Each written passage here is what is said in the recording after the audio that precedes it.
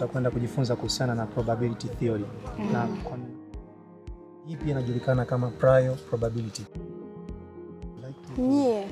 Kesho mitihani inaanza, inabidi tujipange vizuri. Usiku wa leo ni kuzima moto tu mpaka kieleweke. Mama, kesho mitihani inaanza na bado hamjanilipia pesa ya ada. Mwanangu, tumefanya kila tunachoweza. Hatuna tena uwezo wa kulipia ada. Wakati wengine wakijipanga kwa mitihani, yeye alikuwa akijipanga kuondoka. Ada haikulipwa, ndoto zilikuwa hatarini. Lakini katikati ya kukata tamaa, mwanga ukaanza kuonekana.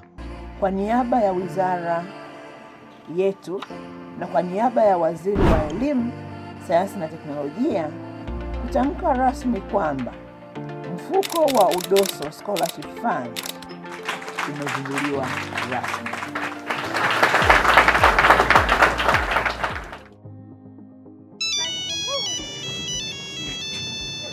Hongera sana Every. Umechaguliwa kuwa mnufaika wa UDOSO Scholarship. Wow! Nimepata UDOSO Scholarship! Siamini, nililia. Nikajua sasa ndoto yangu ndio imeishia hapa. Mnamo tarehe 23 Juni 2025, ndani ya Chuo Kikuu cha Dodoma, Katibu Mkuu wa Wizara ya Elimu, Sayansi na Teknolojia, Profesa Caroline Nombo alitangaza rasmi kuzinduliwa kwa mfuko wa UDOSO Scholarship. Uzinduzi haukuwa mwisho, ulikuwa mwanzo wa matumaini mapya. Mchakato ukaanza rasmi wa kutafuta wanafunzi wenye uhitaji wa kweli. Maombi yakapokelewa, majina yakachambuliwa na matumaini yakaanza kuishi tena. Mchakato wa UDOSO Scholarship ulianza mnamo tarehe 17 mwezi wa 11 2025. Kwenye mchakato tulikuwa na jumla ya maombi 76, ambapo tulikuwa na waombaji wanaume 49 na waombaji wa kike 27. Lakini pia baada ya kufanya mchakato tuliweza kufanikiwa kupata watu 11 kutoka kwenye ndaki, shule kuu na taasisi, ambapo wanaume ni 4 na wanawake ni 7.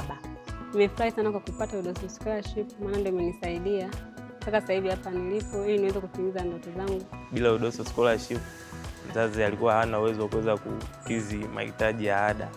Wametusaidia sisi kama vijana. Nilikuwa sina uwezo wa kulipia ada, lakini wenyewe wameweza kunipatia scholarship na kuweza kunilipia ada. Niliwaambia wazazi wangu na wazazi wangu walifurahia. Tumesaidia kufocus na masomo zaidi kuliko kufikiria ada. Tutafocus kwenye kusoma zaidi kuliko kuwaza ada. Imenifanya ni focus na masomo yangu na improve. UDOSO Scholarship imeweza kunipa nguvu ya kuendelea na masomo. Imenionyesha namna uongozi bora jinsi unavyotakiwa kuwepo.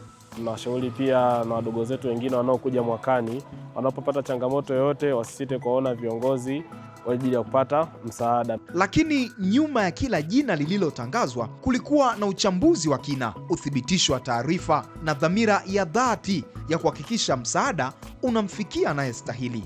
Kwa mwaka 2025-26 zoezi hilo limefanyika vyema. Kiasi cha shilingi bilioni 11.9 kimeweza kutumika katika kuwalipia au wanafunzi ada ya mwaka mzima, na tunategemea kwa mwaka ujao wa masomo 2026-27 zoezi hili litaendelea kufanyika hasa kwa wanafunzi wa mwaka wa kwanza. UDOSO Scholarship si tu ada, ni matumaini, ni mwanga, ni daraja la ndoto kuelekea mafanikio. Langu jina ni Robert Mauya.